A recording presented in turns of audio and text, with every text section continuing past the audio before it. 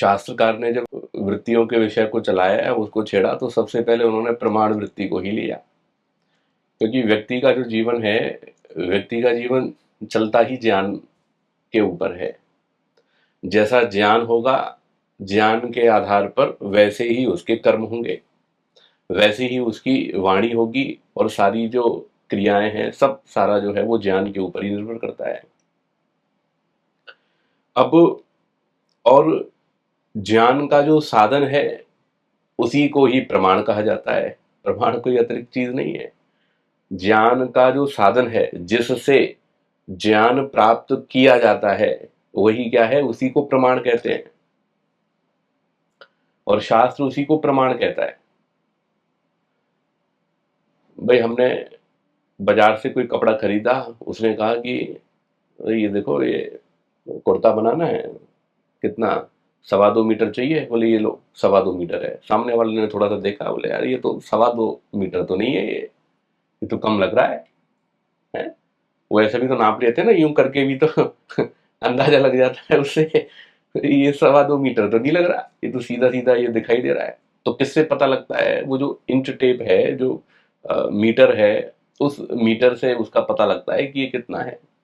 तराजू से पता लगता है कि ये जो सब्जी है ये कितनी है, दाल कितनी है, ठीक है, ये क्या चीज है, वो कितना है। तो दुनिया में जो कुछ भी व्यक्ति ज्ञान की प्राप्ति करता है, वो प्रमाणों के ही द्वारा प्राप्त करता है, और प्रमाणों से ही ज्ञान का होना संभव है। प्रमाण के अतिरिक्त कोई दूसरी विधि नहीं है कि जिससे कि ज्ञान वो प्राप्त कर सके। ऐसा नहीं है कि दार्शनिक जगत में ऐसा है। आप वैज्ञानिक जगत में दिखा दीजिए, या जो वेद को नहीं मानने वाले हैं या अन्य जो हैं, उनमें देख लीजिए। प्रमाण से अतिरिक्त कोई विधि जो ऋषियों ने कही है, उन विधियों के अतिरिक्त कोई ऐसी विधि जिससे कि कोई ये चैलेंज कर सके और ये दावा कर सके कि भाई हाँ, इससे ज्ञान प्राप्त हो जाएगा, ये तो प्रमाणों के अंतर्गत नहीं है, तो ये असंभव है, ये संभव ही नहीं है।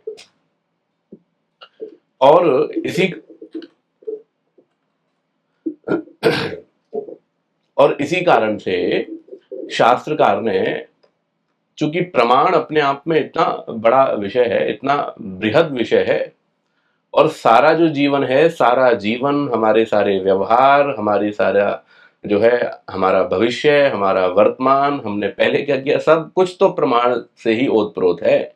इसलिए ऋषियों ने इसको बहुत महान विषय, इसको देखते हुए ऋषियों ने एक ग्रंथ इसके ऊपर, स्वतंत्र ग्रंथ इसके ऊपर लिखा, और दर्शनों के अंतर्गत उसको न्याय शास्त्र के रूप से कहा जाता है।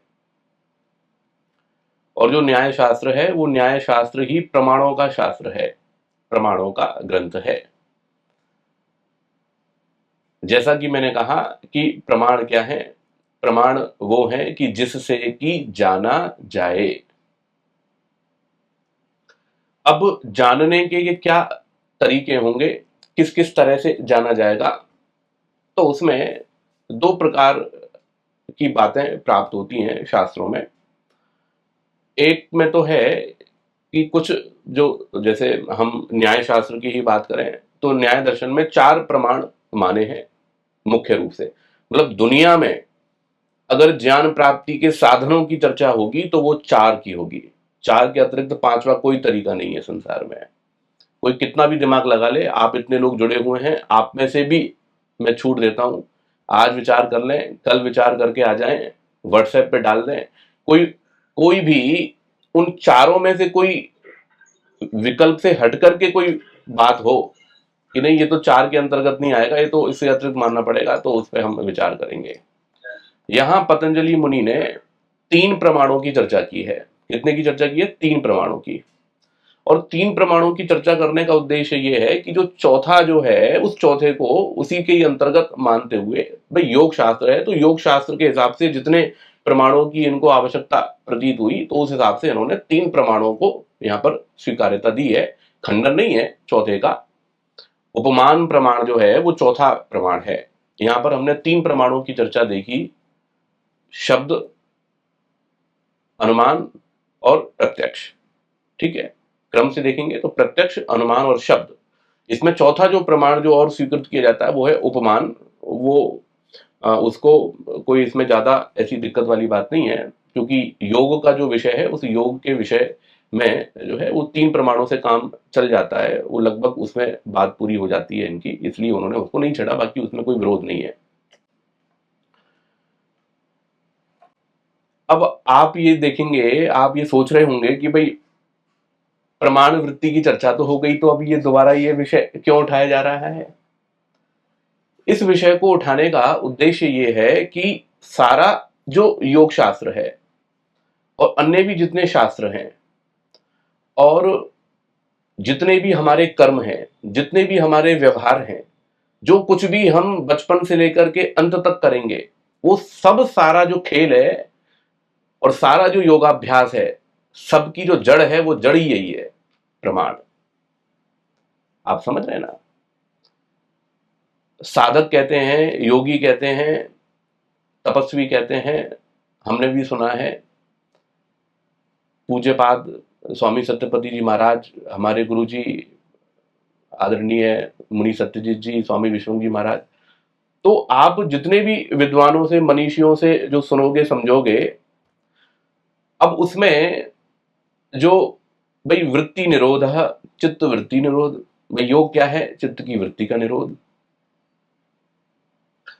अब वृत्ति का निरोध तो होगा, अब उसमें क्या है, ये विधि ऐसे ही है जैसे कि मान लो कि हम किसी घर में रह रहे हो और घर में तो रह रहे हैं और हम उसमें खूब कूड़ा फैला रहे हो, जम करके उसमें गंदगी कर रहे हो, जम करके उसमें जैसा जी में आ रहा है वैसा कर रहे हो, ठीक है, कर तो रहे हैं, ठीक है, अब रह भी रहे हैं, जाए तो जाए कहाँ, रहना तो वहीं पे ही है, और मन में आए जैसी गंदगी फैला रहे हैं।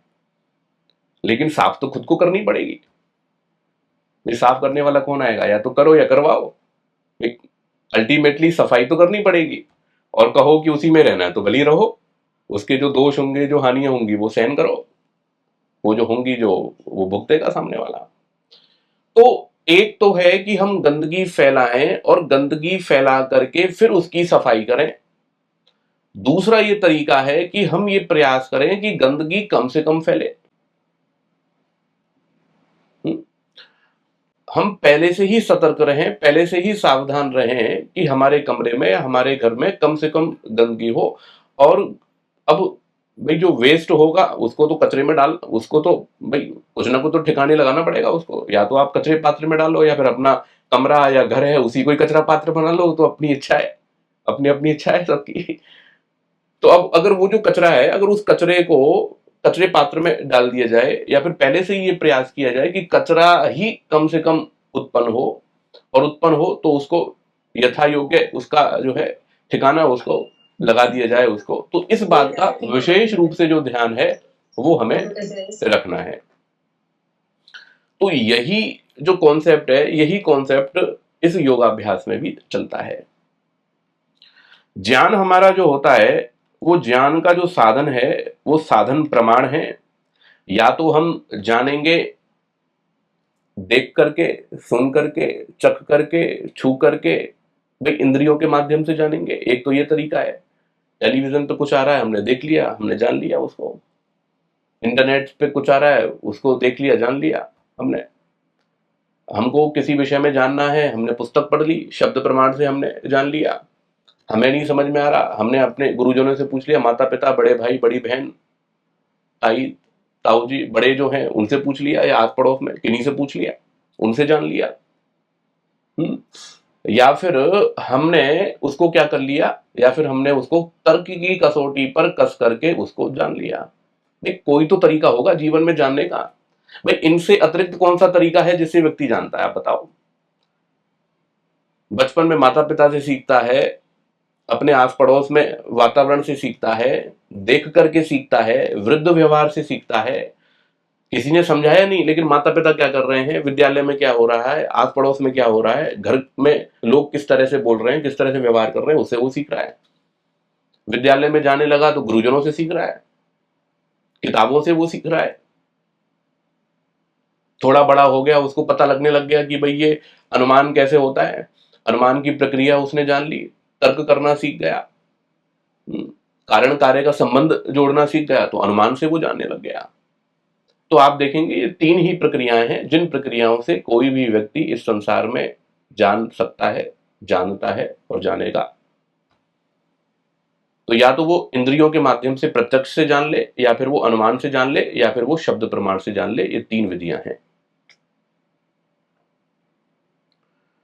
अब प्रमाण के बाद में इन्होंने जो चर्चा की, वो चर्चा की इन्होंने विपर्य वृत्ति की चर्चा की। ठीक है। और प्रमाण जब ठीक ढंग से प्रयोग होता है, ये बहुत विशेष बात मैं आपके सामने कर रहा हूं, ध्यान देने की है। जब प्रमाण का ठीक प्रयोग हो जाता है, उसी को ही तत्व ज्ञान कहते हैं। प्रमाणों का ठीक प्रयोग करके जो ज्ञान का होना है, वही तत्व ज्ञान है। तत्व ज्ञान कोई ऐसा नहीं है कि पता नहीं क्या है, कोई हवा है। हवा कुछ नहीं है। जो ठीक ज्ञान है उसी को तत्व ज्ञान कहा है शास्त्र ने। आपने देखा और देखा तो सामने एक ही व्यक्ति खड़ा हुआ है, रामलाल है। यही क्या है, इसी को ही तत्व ज्ञान कहा है। उस विषय में उसको तत्व ज्ञान है। तो तत्व ज्ञान की जो परिभाषा है, वो परिभाषा क्या है कि जो पदार्थ जैसा है उसको वैसा ही जानना। ये क्या है, ये तत्व ज्ञान है। तस्मिन तत्व, वस्तु के यथार्थ स्वरूप का बोध होना, धर्मों के यथार्थ स्वरूप का बोध होना, ये क्या कहलाता है, ये तत्व ज्ञान कहलाता है। इसी को ही तत्व ज्ञान कहा जाता है, और कोई तत्व ज्ञान नहीं है। और ये तत्व ज्ञान होता कैसे है, ये तत्व ज्ञान प्रमाणों के प्रयोग से होता है। ये जो तत्व ज्ञान है ये प्रत्यक्ष प्रमाण से आता है, ये जो तत्व ज्ञान है ये अनुमान से आता है, और ये जो तत्व ज्ञान है ये आपका ये शब्द प्रमाण से आता है। तो शब्द, अनुमान और प्रत्यक्ष, इस तरीके से ये तत्व ज्ञान जो है ये चलता है। कोई विषय है जिसको हमने नहीं जाना है और उसको कोई जान भी नहीं सकता है सामान्य रूप से। मान लीजिए मोक्ष का विषय है, ईश्वर का विषय है, धर्म का विषय है, ये जो गूढ़ विषय है, पुनर्जन्म का विषय है, कोई बच्चा जानेगा, कोई प्रथम बार जानेगा तो कैसे जानेगा? या तो वो किसी से सुनेगा या फिर वो पढ़ेगा। अब उसने पढ़ लिया, सुन लिया, फिर क्या है, फिर उस पर वो चिंतन करेगा, विचार करेगा, उस पर कुछ प्रमाणों का प्रयोग करेगा। अगर उसको आता है तो अनुमान हो गया, और फिर उसके बाद में फिर जब उस प्रक्रिया में आगे बढ़ेगा तो फिर जाकर के उसका प्रत्यक्ष कर पाएगा। तो ये क्या है, यही तत्व ज्ञान है। तो ये जो प्रत्यक्ष है, यही प्रत्यक्ष सबसे प्रबल है। और इसी प्रत्यक्ष में जब गड़बड़ी उत्पन्न हो जाती है, इसी ज्ञान में जब वहां पर दोष उत्पन्न हो जाता है, ये जो रूप रस गंध शब्द स्पर्श, ये जो पांचों विषय हैं जो इंद्रियों के माध्यम से अंदर जा रहे हैं, बस यहीं पर जो गड़बड़ियां जो हो जाती है ग्रहण करते समय, और जैसे ही गड़बड़ी हुई तो वही जो सत्य ज्ञान था, जो प्रमाण के अंतर्गत आना चाहिए था, वही क्या बन जाता है, वही फिर विपर्य ज्ञान बन जाता है। उसी को मिथ्या ज्ञान कहते हैं, उसी को ही अविद्या कहते हैं, उसी को ही अज्ञान कहते हैं। और वही अज्ञान क्या है, वही अज्ञान बंधन का कारण है। स्पष्ट हो गया ना? तो ये विषय इतना महत्वपूर्ण इसलिए है क्योंकि जो अविद्या है, वो अविद्या किसके कारण से बन रही है, बन किसके कारण से रही है? भाई जो बन चुकी है उसको नष्ट करने के लिए तो पूरा योगाभ्यास है, आगे हम देखेंगे। उसके तो सारे उपाय हैं। अभ्यास वैराग्याभ्याम तन्निरोधः एक तत्वाभ्यास, सारे चित्त के परिकर्म कहे हुए हैं, पूरा योग शास्त्र इसी के लिए है। लेकिन वो तो ठीक है भाई, जो बन गया उसको तो साफ करना है। जो कचरा जमा हो गया चित्त के अंदर, जो अविद्या के संस्कार चित्त के अंदर बन गए, उसको तो नष्ट करना है। वो तो ठीक है, वो तो करना ही पड़ेगा, उस सबके लिए करना पड़ेगा। वो हमारे पूर्वजों को भी करना पड़ा, ऋषियों को भी करना पड़ा, आज के विद्वानों को भी करना पड़ेगा, हमको भी करना पड़ेगा, आपको भी करना पड़ेगा। ये सबके लिए है, इसमें किसी के लिए भी भाई बचाव का कोई उपाय नहीं है। आज करो कल करो, भाई करना तो सबको है। जो जमा हुआ है वो तो साफ करना है, लेकिन ये जो प्रमाण है, ये प्रमाण और इस प्रमाण का जो ठीक प्रयोग है, इससे क्या होगा, इससे वो जो जमावट है, वो जमावट कम से कम हुआ करेगी, कूड़ा कम से कम जमा हुआ करेगा। चित्त पर जो संस्कार हैं, वो संस्कार अविद्या के कम से कम जमा हुआ करेंगे। ये जो समझना है, ये समझना बहुत आवश्यक है। और ये कब हो पाएगा? ये तब हो पाएगा जब हम इस बात को समझ सकेंगे कि हमें प्रमाणों का ठीक प्रयोग करना है, हमें प्रमाणों का प्रयोग करना सीखना है। आप समझ रहे ना? हमें प्रमाणों को समझना भी है और प्रमाणों का ठीक प्रयोग करना भी है। जैसे मैं 2-3 छोटे-छोटे से उदाहरण देता हूँ। देखो किस तरह से जो है दिक्कतें हो जाती हैं और जो है वो मिथ्या ज्ञान में बदल जाता है। मान लीजिए मैं बैठा हुआ हूँ, सामने कोई व्यक्ति आया, ठीक है? मैंने उसको देखा। बहुत साधारण सा उदाहरण दे रहा हूँ, जिससे सबको बिल्कुल समझ में आ जाए कि भई हाँ, ये समस्या हो जाती है और होती है। देखा, अच्छा ये तो ये है। यार ये कैसे आ गया? ये कैसे आ गया? अब बस उससे आगे की प्रक्रियाओं में हम नहीं जा रहे हैं अभी, केवल देखने तक सीमित है। प्रत्यक्ष वृत्ति को लेकर के हम केवल देख रहे हैं, ठीक है? केवल उतने तक सीमित रहेंगे। भई मैंने देखा कि भई ये व्यक्ति है और वास्तव में वो कोई और था। समझ रहे हैं आप बात को? मैंने नेत्रों से जिसको देखा था, मान लीजिए वो कोई मोहन नाम का व्यक्ति था, जिसको मैं समझ रहा था, लेकिन वहां पर तो सोहन खड़ा हुआ था। सोहन तो खड़ा हुआ है, लेकिन मैं मान रहा हूं मोहन है। अब मोहन को देखते ही मैं परेशान हो गया। हम्म, हो जाता है, नहीं हो जाता है? तो क्या किससे हो गया? ये देखने की उससे हो गया, देखने की गलती से हो गया। मैं ठीक ढंग से देख नहीं पाया।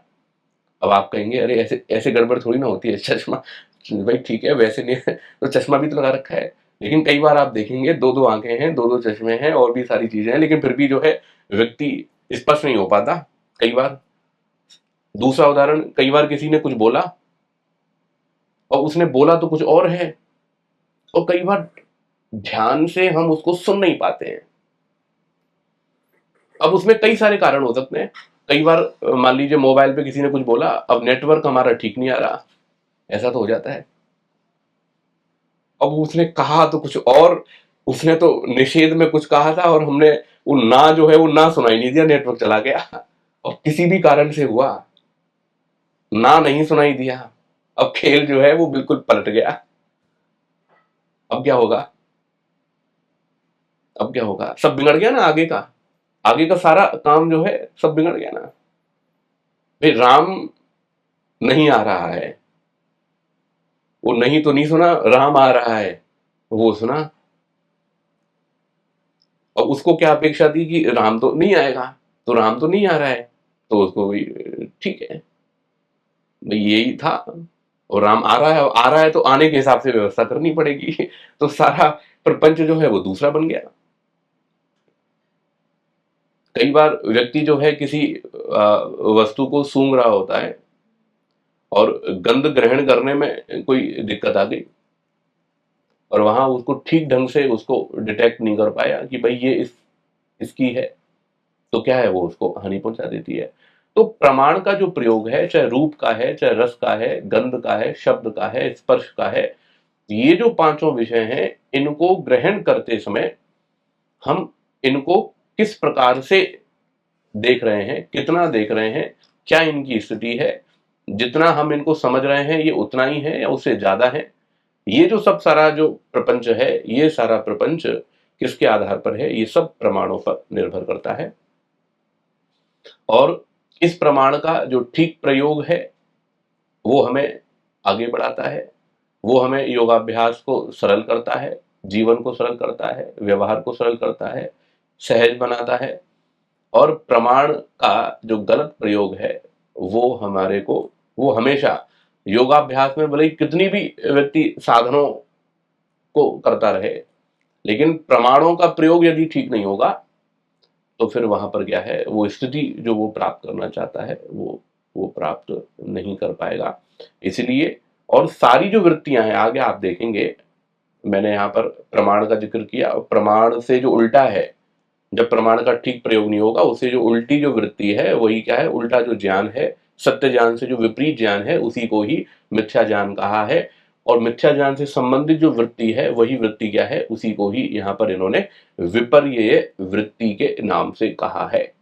अब आगे हम देखेंगे कि विकल्प वृत्ति, निद्रा और स्मृति, ये सब सारी जो चीजें हैं ये सब प्रमाण वृत्ति पर ही आधारित है। सारा खेल प्रमाण पर निर्धारित है। प्रमाण वृत्ति अगर ठीक है तो वहां पर स्मृति भी ठीक होगी। प्रमाणों का ठीक प्रयोग किया है और ठीक ज्ञान लिया है, ठीक उसको जान लिया है, तो फिर जो ठीक जाना है फिर उसी की स्मृति होगी, और वही जो स्मृति है वो स्मृति हमको आगे बढ़ाएगी। और यदि प्रमाण से ही गलत जान लिया है तो उसकी भिन्न स्मृति होगी, तो वो हमें गलत रास्ते पर और योग से विपरीत मार्ग पर लेकर के जाएगी। तो इसलिए प्रमाण जो है वो प्रमाण सब शास्त्रों का, सारे व्यवहारों का, योग का, हमारे सारे कर्मों का, हमारे सारे ज्ञान का, इन सब का क्या है, इन सब का ये आधार है और सबको ही ये प्रकाशित करने वाला है। ठीक है, तो ये प्रमाण तीन तरह से यहाँ पर प्रत्यक्ष, अनुमान और आगम। प्रत्यक्ष प्रमाण के अंतर्गत इंद्रियां हैं, इंद्रियों के अपने अपने विषय हैं, और उन विषयों से जुड़ करके इंद्रियां जो हैं वो ज्ञान को प्राप्त करती हैं, और वो जो ज्ञान है वो ज्ञान प्रत्यक्ष प्रमाण के अंतर्गत आता है। यहाँ पर बहुत मोटी मोटी चर्चा प्रमाणों की है, और बाकी तो बहुत पूरा ग्रंथ ही इसको आधार बना करके न्याय शास्त्र है। तो हम जिस स्तर पर है उसी स्तर पर लेते हुए बाकी तो फिर और विस्तार से जो पढ़ना चाहेंगे वो एक अलग फिर विवेचना है। तो प्रमाण क्या है भाई, इंद्रियों का विषयों के साथ में जो संपर्क हो रहा है और वहां फिर जो ज्ञान प्राप्त हो रहा है वो क्या है, वो फिर प्रत्यक्ष प्रमाण के अंतर्गत है। अनुमान में क्या है, अनुमान के अंतर्गत तर्क के द्वारा, युक्ति के द्वारा, और न्याय शास्त्र में महर्षि गौतम ने पंचावयव की प्रक्रिया को प्रतिपादित किया है। हम कोई कोई विषय है हमारे सामने, हम उस विषय से संबंधित जब निर्णय लेते हैं तो निर्णय लेने की जो प्रक्रिया है वो प्रक्रिया क्या है, वो प्रक्रिया वो एक भाई, एक तो है कि भाई सामने विषय आ रहा है, भाई उसको हम देख ही रहे हैं, भाई ठीक है इसने भाई लाल कुर्ता पहन रखा है, ठीक है भाई ये आम खा रहे हैं, ये मीठा है, भाई ये तो प्रत्यक्ष पता लग रहा है, भाई ये जो कंबल है बड़ा मुलायम है, गंध बहुत अच्छी आ रही है गुलाब की, मोगरे की, एटसेट्रा। तो ये तो सब पता ही लग रहा है, प्रत्यक्ष से हो ही रहा है, ठीक है। लेकिन प्रत्यक्ष जितना है, ऋषियों का कहना है कि भाई उससे बहुत अधिक जो है वो क्या है, वो अप्रत्यक्ष विषय है। प्रत्यक्षम अल्पम, प्रत्यक्ष विषय कितने हैं, बहुत थोड़े से विषय हैं जो प्रत्यक्ष हैं। लेकिन जो अप्रत्यक्ष जो विषय हैं जिनको व्यक्ति को जानना है वो क्या है, वो बहुत अधिक हैं। और उन अप्रत्यक्ष विषयों के बोध के लिए दो प्रमाण हैं, एक तो है अनुमान और दूसरा है शब्द। अनुमान जो प्रमाण है, अनुमान प्रमाण तर्क युक्ति के द्वारा, कारण कार्य के संबंध के द्वारा जो है वो अनुमान प्रमाण देखा जाता है, जाना जाता है, हेतु के द्वारा उसको समझा जाता है। और तीसरा जो है वो शब्द प्रमाण है कि कोई ऐसा व्यक्ति जिसने उस विषय को जान रखा है, उस विषय को समझ रखा है। सामान्य रूप से हम यही मानते हैं कि ऋषि लोग ही शब्द प्रमाण के अंतर्गत आएंगे, कल भी जो चर्चा चल रही थी, लेकिन ऐसा नहीं है। जो अपने विषय में उसका जानकार है वो आप्त है। तो ऋषि, आर्य और मलेच्छ, भाई सामान्य व्यक्ति है, लोहार का काम करता है, अब उस विषय में तो वही प्रमाण है कि भाई लोहे से संबंधित कैसे होगा, उसमें कैसे प्रक्रियाएं होंगी, तो वो तो कौन है, वो तो वही जानता है, वही बताएगा। और भी अनेक सारे विषय हैं जो सामान्य जो तबके के जो लोग हैं उस विषय में वही जानकार हैं, वही उस विषय में बता सकते हैं। और यदि वो उस विषय में जानकार हैं, अच्छे तरीके से उन्होंने उस विषय का ज्ञान किया हुआ है, प्रत्यक्ष किया हुआ है या अनुमान से जाना हुआ है, तो वो क्या कहलाएंगे, वो आप्त कहलाएंगे। हाँ, पर ज्ञान उनका ठीक होना चाहिए। गलत ज्ञान है तो फिर वो आपकी श्रेणी के अंतर्गत नहीं आएंगे। तो सामान्य व्यक्ति, श्रेष्ठ व्यक्ति और ऋषि कोटि का व्यक्ति, ये सब क्या है, ये सब वहां आप्त कहलाएंगे। और उनके जो उपदेश होंगे वो उपदेश शब्द प्रमाण के अंतर्गत आएंगे। तो बहुत सारे विषय ऐसे हैं जिनको हम प्रत्यक्ष से नहीं जान सकते। उनके लिए हमें बड़ों का सहारा लेना पड़ता है, ऋषियों का सहारा लेना पड़ता है, विद्वानों का सहारा लेना पड़ता है, उसके जानकार व्यक्तियों का सहारा लेना पड़ता है, तब जाकर के हम उस विषय को जान पाते हैं। तो ये तीनों ही प्रमाण हैं जिनके के आधार पर हमारा सारा ज्ञान का चक्र चलता रहता है। और जैसा हमारा ज्ञान होता है वैसी ही हमारी वाणी और वैसे ही हमारे कर्म होते हैं और वैसा ही हमारा चिंतन होता है।